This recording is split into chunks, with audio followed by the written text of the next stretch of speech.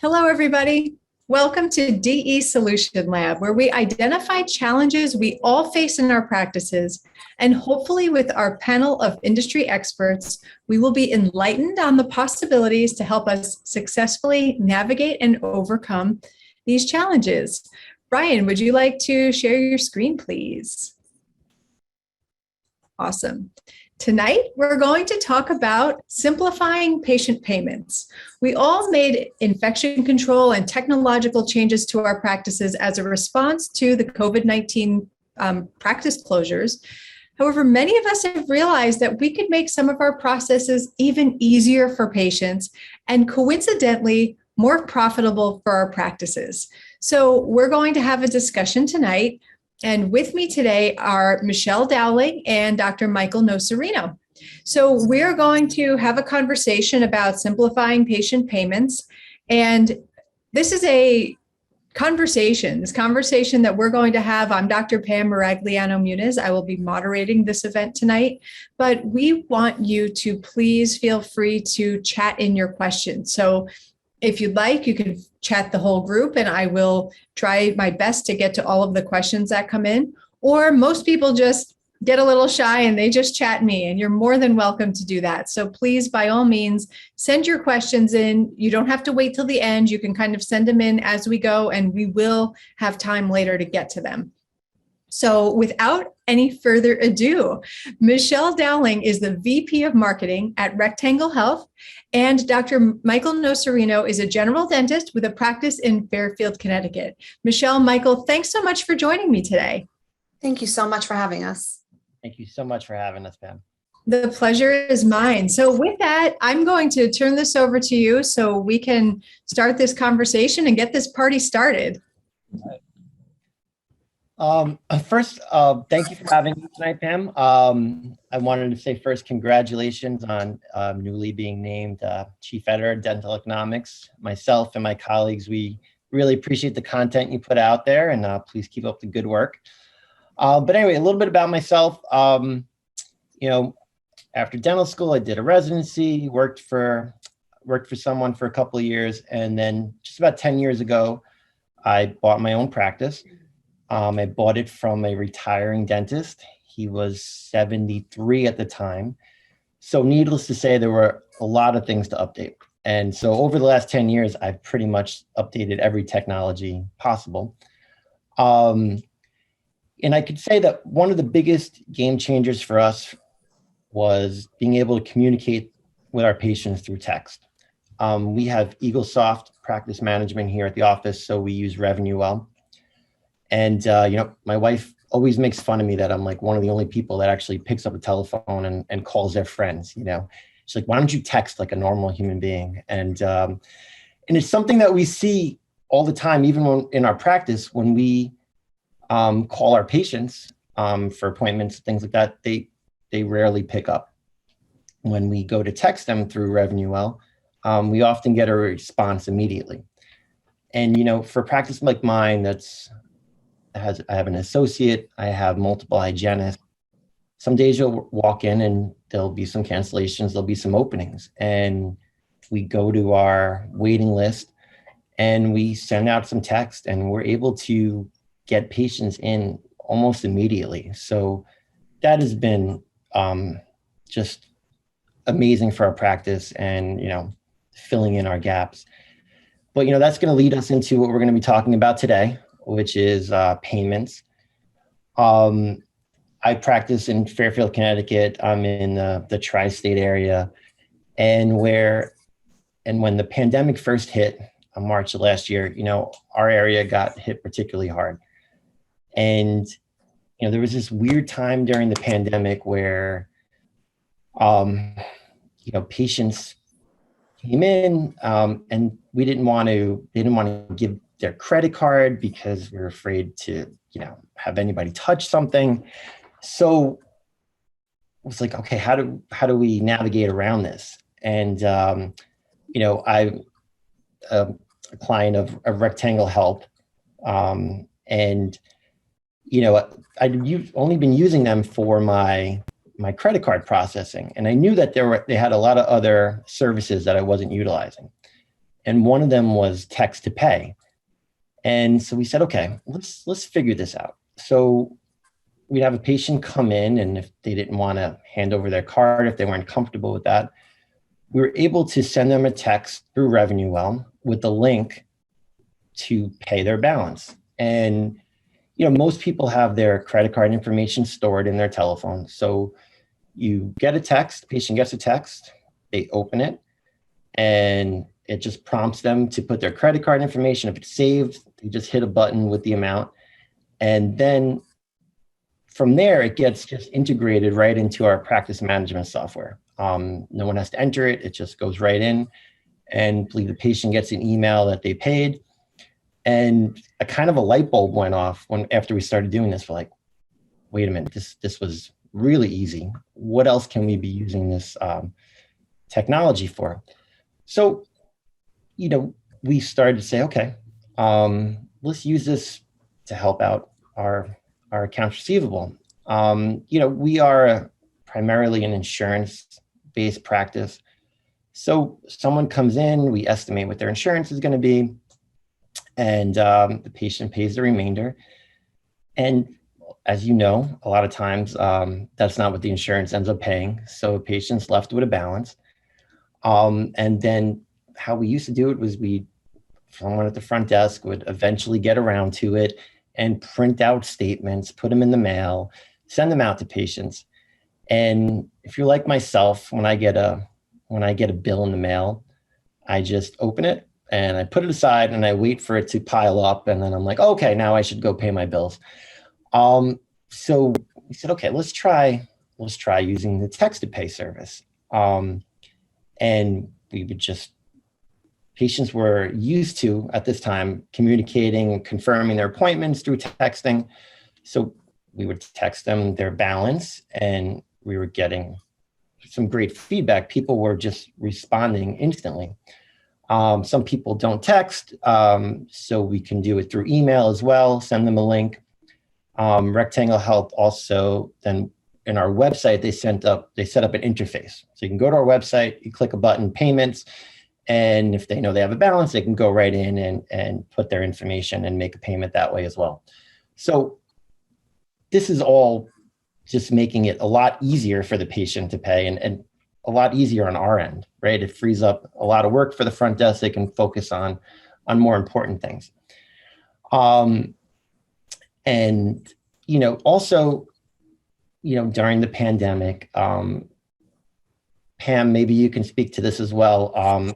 We saw an increase in patients wanting to do cosmetic procedures. And I was just like, I don't understand why we're wearing a mask all the time, but did you see that in your practice as well, Pam?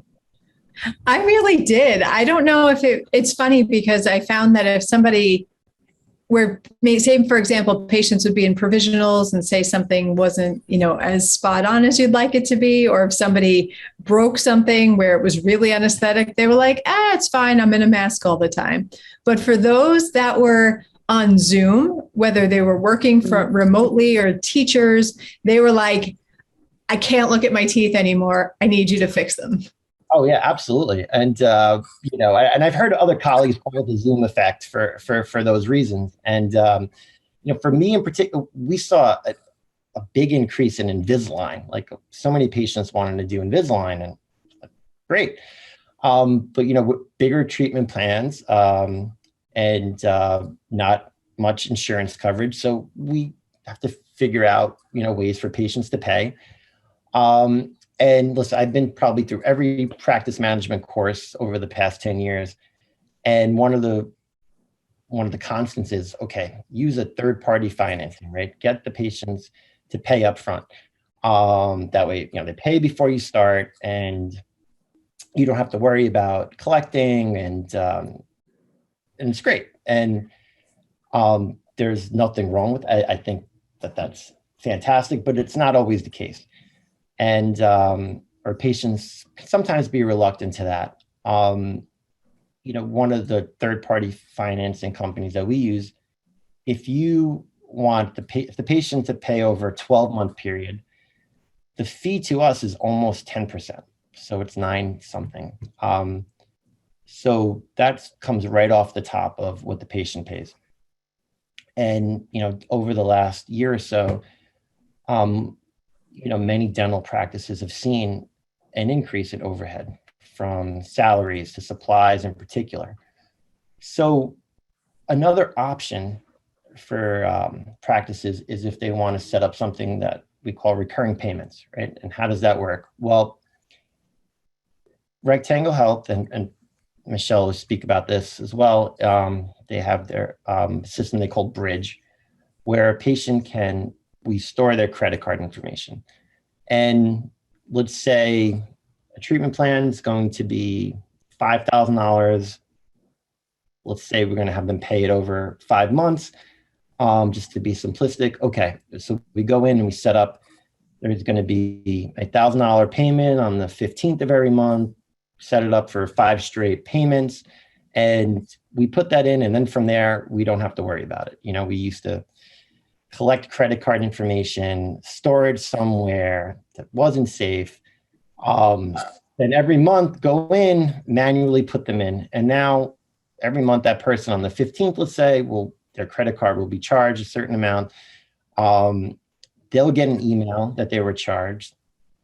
It comes to us, it gets integrated right into the software. We also get an email, and it's seamless. We don't have to think about it. And, after the 5 months is done, we'll know it's paid. And, this is something that we do with every other aspect of our life. Recently I got a Peloton. I know it doesn't show, but, every month, boom, they charge my card on a certain day, and, for 12 straight payments. And we don't think about it, but yeah. It's kind of just funny that in healthcare, it's just not the standard most times. So patients don't think of it that way. But, this recurring payment is just another option from a third-party financing, right? Where, like we said, it's almost 10% fee if you do a 12-month, where this is standard credit card rate. You don't get your money right up front. But one of the things that, I was always concerned about, and I always thought, I was like, okay, well, what if you set this up with a patient and then the patient says, oh, screw them, I'm going to cancel my credit card. So that's one of the things I always thought about. And it was explained to me, and Michelle, you could probably do a much better job explaining that than I can. I don't know if you want to talk to that really quickly. Yeah, so a lot of practices have that same concern about what happens if the patient changes their mind. They default, they their card expires. We have a system, we call it Account Updater, that looks for that and updates it in the software so that you don't have to worry about that. And what we've learned through the years and with our other practices is that if the practice is willing to meet the patient in that manner, the patient wants to pay. And they are not going to default for any other reason besides maybe there is a real financial concern there. But we don't find that happens often. What we do find is that patients want to, because they want the relationship. They want to go back to their dentist. They want to go back for care. So that if they've made the arrangement, they're going to stick with it. I think it's very minimal when we have those types of situations where patients don't make good on that commitment. Yeah, agreed. And one of the newer things that we're doing in the practice, and so I can't speak to how it's working yet, but we decided to start asking patients when they come in, they start filling out their forms. We give them a form to fill out their credit card information. And even a new patient coming in, we ask them to store their credit card with us. And you guys call that card on file. And why do we do that? Well, for certain reasons, again, if we explain to them, if there's a balance after the insurance, we will run your card. You will get an email letting you know. Sometimes patients, their kids come in and, the parents are like, oh, just bill me, or, So we can just run the card. I will say that if there is a large balance, let's say they pay for a crown or something like that, we won't, obviously bill the patient. We'd call them or text them, have a conversation. But again, this is just another thing that we're trying to incorporate into the practice. Again, it's not a new technology. We use it in every other aspect of our life, right? Amazon, Netflix, they all have our cards stored. My daughter's Kung Fu has my credit card stored. So when she has a belt test or, something, they just charge it and get an email letting you know why. But it's been, why is this different for healthcare? I think this is the future. I think that most practices will start storing cards. It makes sense. And patients will get accustomed to it over time, just basically like every other technology that we've implemented over the years. Sure, there'll be some growing pains with it, but it will make our lives a lot easier, our front desk lives a lot easier, and hopefully clean up any receivables that we have. And Michelle, do you want to take it from here? I would. Thank you so much for that. And thank you, Dr. Pam, for having us, and to everyone who joined. Just a little bit about Rectangle Health. The company's been doing this for over almost 30 years. We've been exclusive to healthcare the entire time. We have about 20,000 practices that we serve, and 50% of them are dental practices. We often say that we try to bring the payment solutions and technology to healthcare. There are so many trends in payments that we desire to bring to healthcare, so that, to your point, we do things a lot easier, a lot more efficiently, and we bring the things that patients want and are looking for. So Brian, if you could go to the next slide. What I wanted to bring and share with you all tonight is about some research and studies that we've done to support this overall shift to digital transformation, which essentially healthcare did an amazing job reacting to COVID and implementing things and tools that I don't think they ever even imagined they could do as quickly as they did. So in a few things that we've looked at, and what I'd like to present out to you all is a lot of the things that Dr. Nocerino had talked about. And just in more general terms, we did a study with about 2,000 patients and found that they really do desire to move to a digital experience. I mean, I don't know if I'll ever go back to the grocery store or not enjoy picking up my food from an online. There are some things that I believe that we've done over the last 18 months that may never come back to normal. And one of them is probably going back to a paper clipboard and the true waiting room experience. I think those are things that people really would like to get away from. And if they enjoy this new communication system and the new way that we've been doing things to go a lot more digital. Some of the things that we found from a patient preference perspective is that they want to have the same consumer experience with their healthcare providers, with their dentists, that they have in their other areas of their lives. This convenience, this flexibility that we hear of from, when I can now do my form electronically before I go in for my visit, to going completely contactless and maybe storing my card on file. Some industries in healthcare did a really good job with this. For those of us who have pets, the curbside care from veterinarians, the ability to get in and out that way is particularly interesting and predominant there. I don't know if they'll ever go back to having as many in-person visits as far as going in with your pet. So we've seen a lot of different changes throughout healthcare with this, and from wanting to talk and communicate with the practice digitally to automate ways for them to pay online, perhaps aftercare, and also this idea of financing, like Dr. Nocerino was saying, in order to avoid either bad debt or what you see a lot of now is called buy now, pay later if you've noticed, if you paid for anything online recently, then the latest trend is you can pay it in smaller increments over time.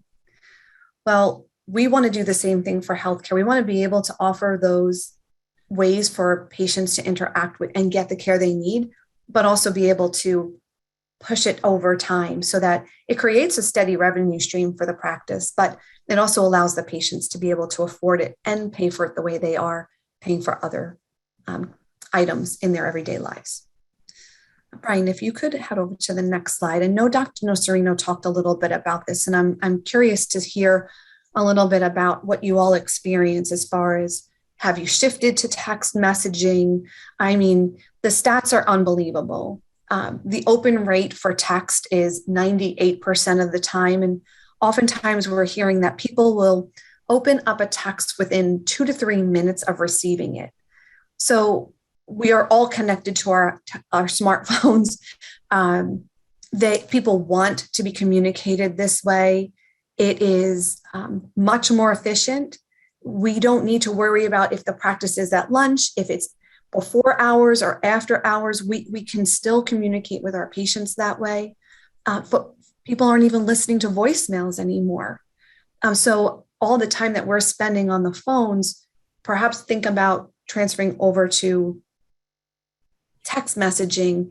And I don't know about you, Dr. Nocerino, but we've heard in many cases that people are even using text messages for normal communications, like just come on in, we're ready to see you now, or you left your sunglasses in the office. There are just so many basic ways that we can now talk to patients that are so meaningful and open up a new avenue for us.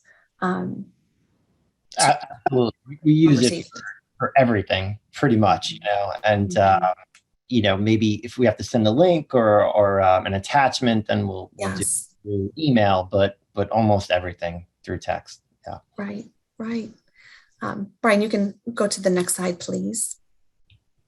I found this little quip on one of my research modes, and it said, takes people seconds to read a text, minutes to read an email, and days to receive an Oprah paper statement. And it just is so interesting to me to think about, if we move from sending out paper statements, we can absolutely expedite getting paid and reducing that balance down to zero. People are really pushing these bills aside because there's no real repercussion for payment.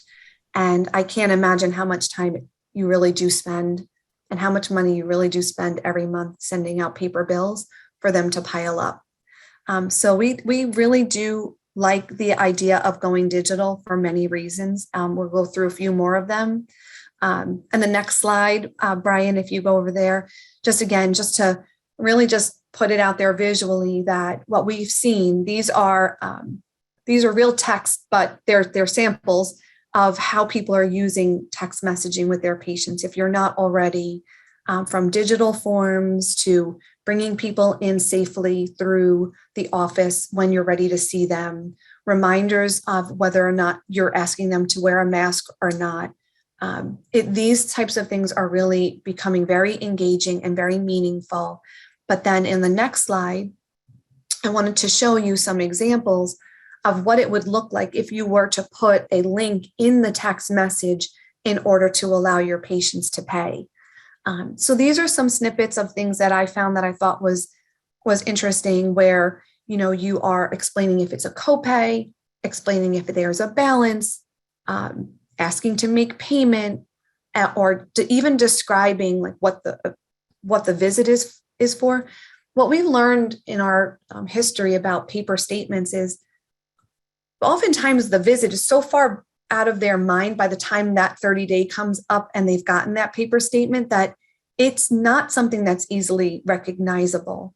And with text messaging, you can do this as they're walking out, or in such a time frame that they remember the visit. I think for me, my biggest thing with my dental practice is my kids always get the extra fluoride, and I always have like a bill of like $25 that my insurance doesn't cover, and I always feel so bad that it takes me a year to go back and give them that $25 because we go yearly or we'll go every 6 months. And I know it's only $25, but if you take that times the amount of patients you have, imagine how much more you could collect sooner than waiting perhaps for the next 6-month visit for people to, I promise I'd take my kids more than a year. I really do take them every 6 months. But, again, it's just to me, I get emotional when I see it because I'm like, I just want to pay it, but there's no link to the website. I don't want to put my credit card number down on a piece of paper and mail it in. I don't even have stamps anymore in my house.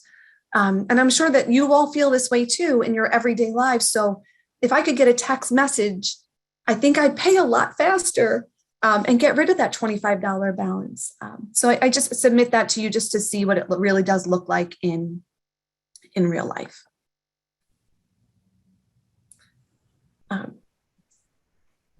Another thing that I think was really poignant with COVID was the change of how things happened at the waiting room. And Dr. Pam or Dr. Nocerino, I don't know if you're still having differences in your protocol and your processes, but this was something that we've heard many times. People do not want to touch that clipboard ever again.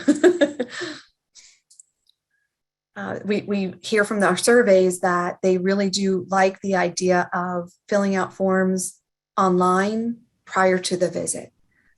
So I wanted to also share with you that, this all comes full circle and helps us create this fully digital environment that is much more convenient, but also I believe really does speed things up at the office so that you have that information before the patient even sits in the chair, that it comes in before they actually see you for treatment.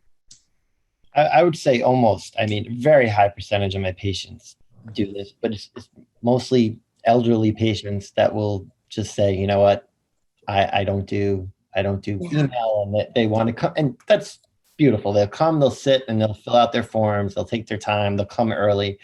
So other than that, yeah, almost everybody wants to fill it out before they come in. And right.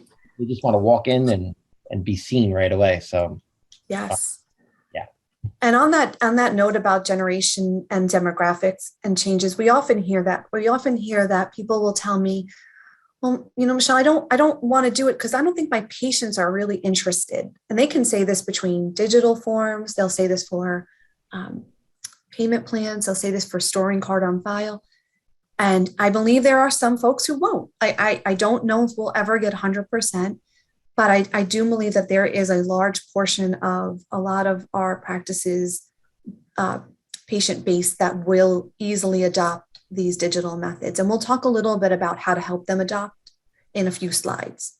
On the next slide, I think one of the things that we see in some of our larger practices that I didn't want to not talk about tonight, because I know we are talking a lot about digital, but the other portion is, creating a convenient checkout process, right? On the other side, we have people who are manning, different checkout, either having their own workstations or perhaps everyone is going to one workstation. But another thing that we learned is that COVID really did strengthen the preference for convenient processes in even just contactless, the idea of not handing over a card, like you said, Dr. Nocerino, a little earlier before. And how do we support that? So we do have devices that you can do the tap and go either with your phone or your card. A lot of our cards have chips in them and also have what we call near field communication so that you can touch it rather than even handling or exchanging hands. So I did want to also mention that, this technology doesn't just talk about things and ways that we can use it from an online perspective, that even at the office, at the practice, we can make things more efficient and push it directly into your practice management system, no matter what system it is. It can be automatically posted to a patient's account so that there is no manual effort. There's no punching in numbers. Okay, we can go to the next slide, Brian, please. And that goes really to automation. So I talk to a lot of practices and a lot of folks who implement technology because, it's a little daunting. We know that it sounds good. But we do worry. I do hear a lot of practice worry about, what is it actually going to take me to do it? Like, I understand it, I want to do it, but what do I need to know? And often it's not quite as scary as you may think. We definitely grow with you. We implement pieces of it so that we can build upon it and continue. There's very, very little practices who start day one, as Dr. Nocerino even said, is over time, he's brought things in that have helped transform the practice. But on day one, we didn't start off doing every single thing that was digital. So one of the main things that we like to talk about is this automation piece, taking these manual processes, making them automated. And one thing that I always like to point out is that the front desk sees such a big lift off their shoulders when we do automate these processes and digitize them. And it makes a big difference from a staff perspective as well. This is another quick note from one of our other dentists about having to, how that saves time from the staff. And I think one of the things that they really did highlight here specifically was the monthly payment cycle, which was, instead of sending manual bills, that by storing a credit card and digitizing these processes, they didn't have to touch it anymore. It was a set it and forget it type of experience, so that there was no remembering to call a patient. There was no worry about, will they send the check? Will they remember how much or how many more payments they have? We have the features and functionality that help make that a very automated, seamless process. There are a few other things about payment plans that I wanted to mention, because what we're seeing is a very large amount of people who express interest in them, but not a lot of practices are able to offer them. And I wanted just to mention these two statistics here because, especially as we're in a response to where people are in their financial journey, being maybe out of work or having less financial income coming in for so many reasons, payment plans, I think, really do benefit the practice in creating cash flow.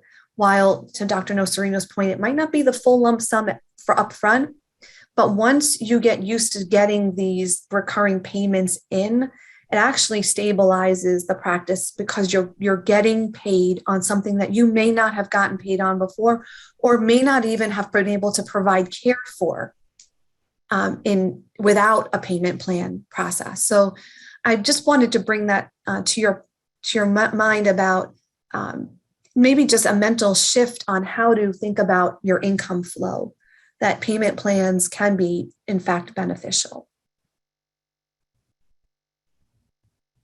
This was one of the story, again, also just talking a little bit about how practices have gone from a very frictionful or a lot of friction within a process, and how we've been able to mitigate that and take out phone calls, paper statements, or even just the unknown, right? Just not knowing if they're going to pay or not even being sure.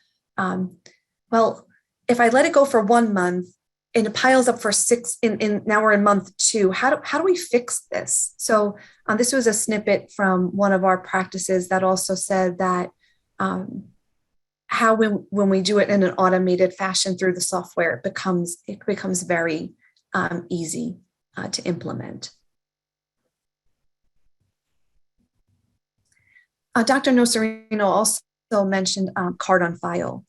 So, one of the biggest examples of this is Amazon, right? I Uber, Netflix, like all of these things that we do now, we take for granted now, that are just part of our very easy way of living our lives and getting the things that we need is to store our card. We do this for all sorts of goods and services, and we have the ability to do that for practices as well. And patients are willing to do it. As Dr. Nocerino said, I think one of the biggest things that we can point out here is that getting the authorization communicating to your patient when they will be charged is obviously very important. And I think that one of the things that I've heard practices do is they'll set a certain dollar amount threshold. So one way to do this, and to make it very easy on the patient, is to say, we can agree that any balance over $100, we won't push onto your card unless we contact you or we've made that arrangement. But if the bill is to my, like my little fluoride example, I would tell them to use my card on file every day for $25 open balance easily. I want them to do it. It's my dentist. Like, I love my dentist. I want that there. I want to keep going back. I'm invested. I feel good about the relationship. So I believe that patients will do it. And I think that the problem sometimes becomes on the practice is, how do I communicate that that's available? We hear a lot about, well, we have all these tools, but how do I tell people about them? So we have some ways to do that. I mean, from even just being part of the conversation through text, having pamphlets perhaps that people can see while they're going through their cleaning or in the treatment room. There are ways even now to create a QR code that they can scan with their phone. We're seeing that at a lot of practices to communicate information so that, your phone now can scan the QR code and be led to a specific website that has information for them, maybe back to your own website. But simplifying this checkout process and making it easy for both the staff and for the patient to pay, card on file is probably the number one way to do it. It all comes down to, in my mind, and something that I would like to say to everyone listening is, we're seeing a very big shift in generations where the older generations are very loyal to their practices, their dentists, and their practitioners. Millennials and some of the younger generations don't necessarily have that same connection. They're interested in the experience. This is a good generation that has grown up on their phones, on this digital way of communication. So the experience for them is much more important than the longevity of the relationship. Some of the research that we have found is saying that they will switch and go to different practices until they can find the experience that works for them. And this really is very, very common. And we hear a lot of people talking about the digital aspects or the lack of digital aspects. So I just feel that the practice owners, you have done such an amazing job creating those patient connections. I don't want you to lose them for lack of digital tools and technology. So what we're really seeing is a large shift in the younger generations being more scattered and going and maybe meeting 2 or 3 dentists in their lifetime. I know that I've had one, but I know that if I can see the changes happening in retention and attrition numbers that we're privy to from our practices that we work with every day.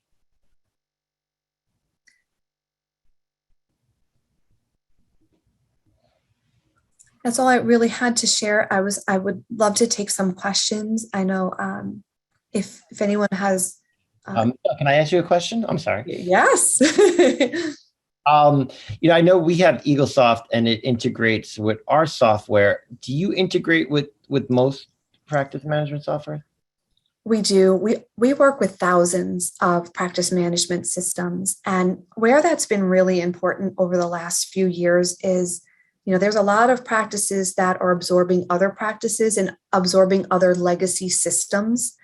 So sometimes it gets really difficult when you've got multiple PMs or even EHRs that are competing with one another, or you're trying to make sense out of multiple reporting, or we help to create some fluency there and some connection points there. So we absolutely are able to work with all of the top practice management systems. I think we're in over 3,000 systems now across all lines of healthcare. And we make it very easy to interface so that we can push out the payments so that the patient record can be updated. This is a really interesting discussion. I know as a practice owner, I'm here taking notes and giving my things to bring home to my office manager tomorrow. And I'm sure people in our audience are feeling the same way. So for those of you who have questions, please feel free to enter them in the chat, and I promise I'll get to them. I want to talk a little bit about my practice. I bought a practice that was 32 years old. That was 7 years ago. And a lot of my patients are older. And so what would you say for a practice like mine, where there's a large population of patients that might not be that tech savvy? Right. You know what? 2 years ago, I may have thought that was a very big challenge. When I've seen people and families embrace FaceTime and text messaging to stay close to loved ones and stay connected to people in their lives, Dr. Pam, we're seeing that more and more of our practices that have had that challenge before are now able to adopt and adapt more easily into these digital tools and technologies. I think it's more about explaining to them how you will be communicating to them. So I can only use my parents as the best example, and myself as well, because I do a lot for my family. Obviously I do all my kids' stuff, and I've really leaned on being accessible digitally. And I think that now I've seen like my older generation parents and others using text messaging. Maybe that's it. Maybe they're okay with just being told that they can come into the office through text message. Maybe they're not really ready to put their card on file. But if we can start to get them accustomed to certain aspects and walk them in slowly, I think as they build the confidence, they may adopt more of these tools. Again, I don't know if we'll ever see 100% for them. So I do think it's more of the folks that will be able to walk through it, be able to adopt some of it, and then build upon there. Personally, I was surprised at, some of my elderly patients, like in their 80s, like using this technology. I was surprised. I will say one patient in particular, when we text her, a payment or something like that, she'll then show up the next day with like a check, what I'm saying? She won't fill that in. She'll like, okay. And then she'll just, they'll come in like, I have to pay this right away. And they'll have their check ready, And so I was actually surprised at how many elderly patients actually use the technology. Well, what happens? I know you sort of touched upon it earlier, but I think it's worth bringing up. What if somebody cancels their credit card and say you said it'll prompt them to update it, but what happens if it just kind of goes MIA? Right. So there's a couple of different things. Oftentimes when we store credit cards securely, safely in the cloud, what happens is that the biggest challenge will be if a card is expired. And you go out, a lot of people will say like, oh, well, then the transaction will fail. Well, we have a tool that's called Account Updater that actually has a mechanism that happens all in the software so that the credit card would update. I often, though, hear things, and I think this is what is in the chat right now, in the question that's in the chat, is what happens if the patient cancels their credit card? So let's just take a quick example of this. So we'll say that they're on a $50 payment plan for 6 months. They pay the first 2 months, and then all of a sudden we can't get payment from them. Well, one thing that happens at the dental office when we are taking on patients is we learn a lot about them in the intake process, right? That you have oftentimes insurance information, all their contact information, their emergency contact information. So I think at that point, that's when the regular routines would kick in, the contacting them by phone to follow up and find out if there's something wrong, if perhaps they need to put down another method of payment, right? Because some folks will use credit cards, some people will use even debit cards, ACH. Some people will maybe need to make alternate arrangements. And absolutely, these things will happen, but I think what happens is we get so afraid of how often they're going to happen. I think you'd be surprised at how little they happen. But I can't say that it won't ever. But I don't think it happens at such a high rate that should be fearful that this will be a commonplace. The arrangement should be in writing. They should agree. But I think that it's more about maybe either asking for another form of payment, asking if they need to make it maybe an adjustment to the schedule. All right, I think that's really helpful. Say somebody just wants to bring in the text to pay technology. How do you work with the patient's existing payment tools so the whole practice workflow isn't disrupted? So we do get that question often, where how can we use certain aspects with our current workflow? And what Rectangle Health does in a really interesting way is we try to not we often we go out of our way not to disrupt workflow, but to work behind the scenes so that it works seamlessly into the workflow and doesn't mean you need to pause, close down a window, pivot to something else, bring something else up. The whole idea is that the software and the technology runs so that when you need it, the screen will appear. When you want it to come up, when you want to use certain aspects of it, it will absolutely be there for you. You can use text messaging on its own, but you do want to tie it into absorbing the payment or creating that payment experience, so that you can use all the functionality in that. You're storing a card, you're able to just run a card through, you're able to take an online payment. So yes, this is definitely ways for us to bring the technology into the workflow itself without disrupting the day-to-day processes. Great. And there's a question that's sort of along the same lines in the chat that says, can Rectangle Health, what's Rectangle Health's role in digitizing my practice? So maybe, I know you've talked about different services, but almost maybe is it helpful to kind of list off the actual services that you provide? Sure. So when we think about digitizing the practice, there are certain, I break it down in my mind into 3 categories.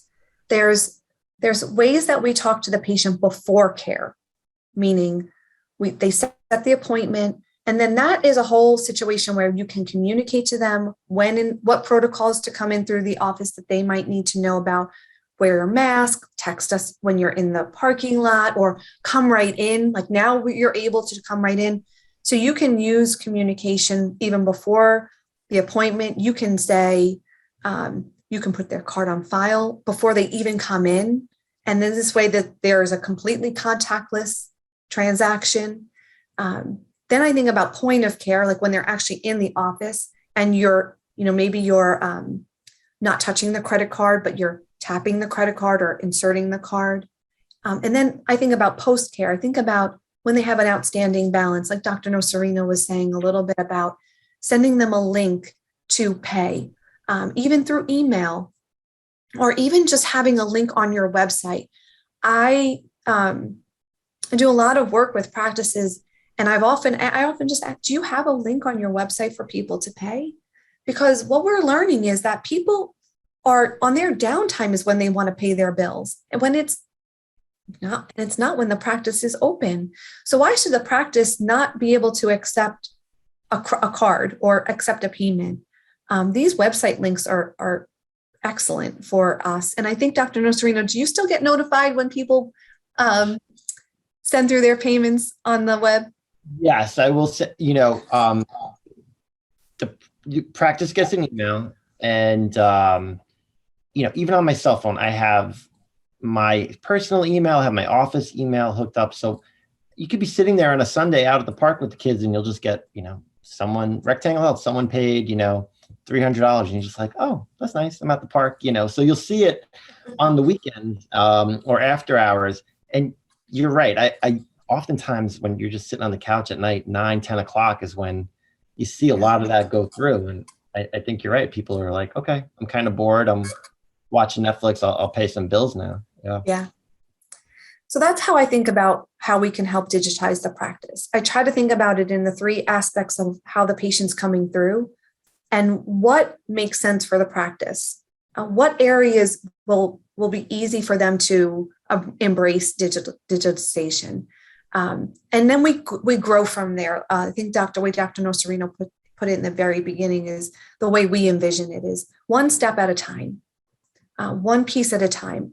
If you feel that you have a lot of outstanding balances and people want to pay by online, let's work on that.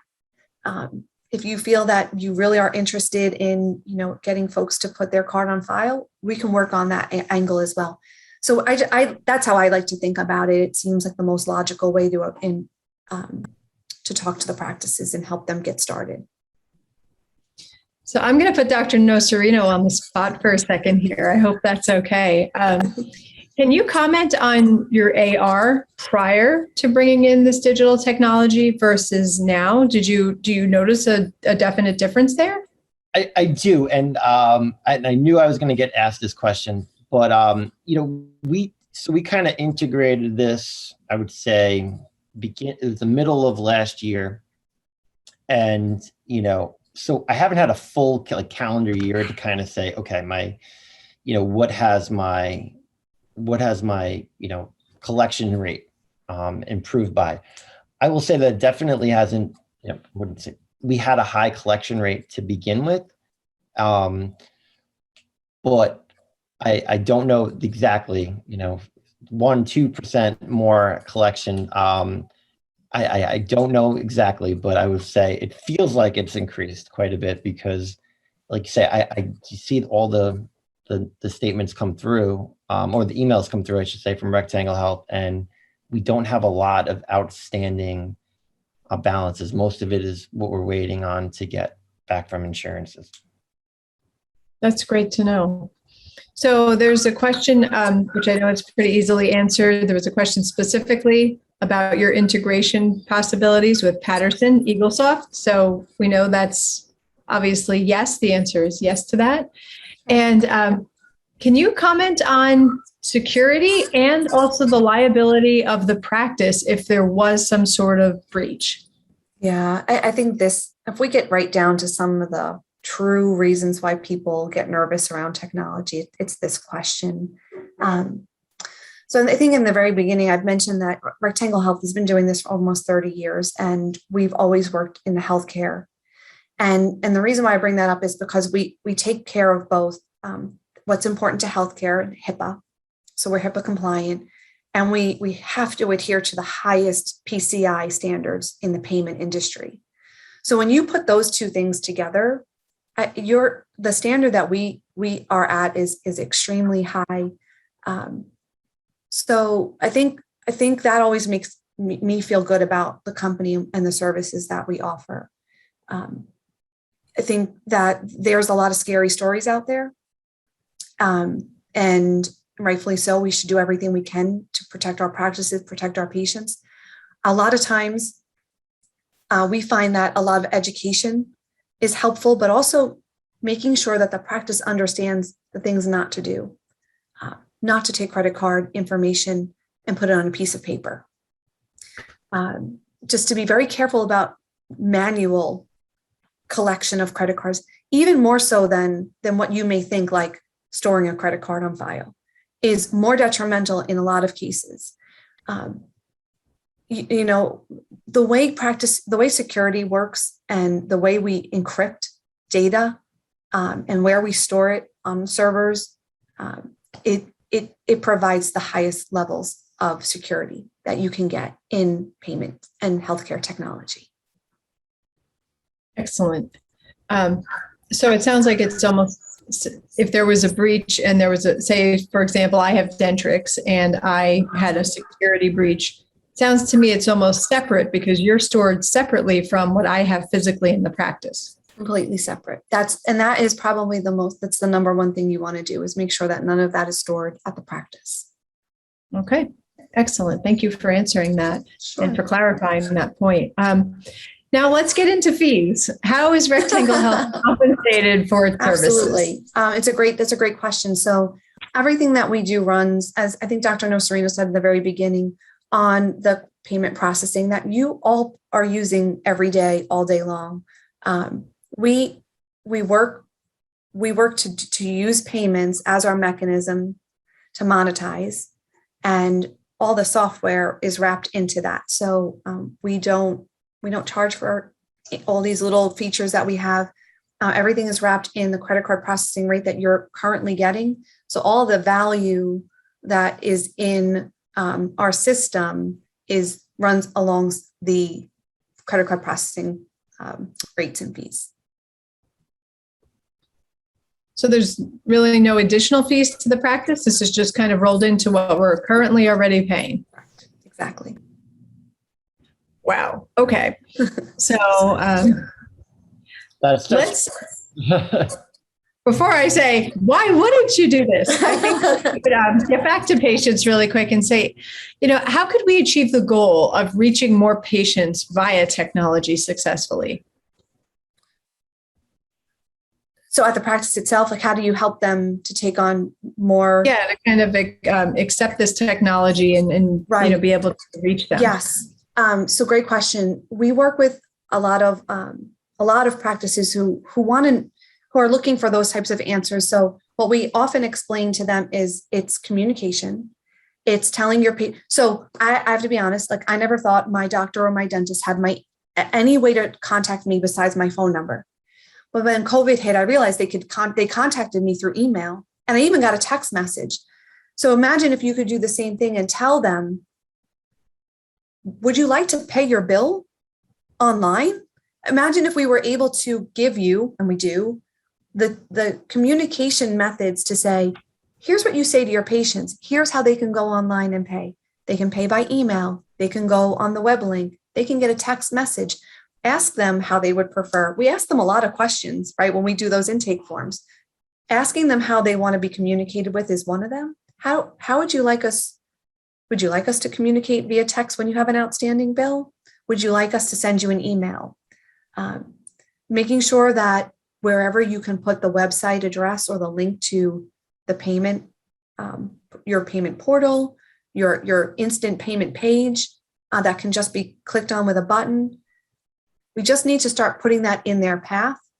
And a lot of practices have now been sending a lot of information about COVID protocol, how and when to handle and do certain processes at the practice. We could weave that in easily to that.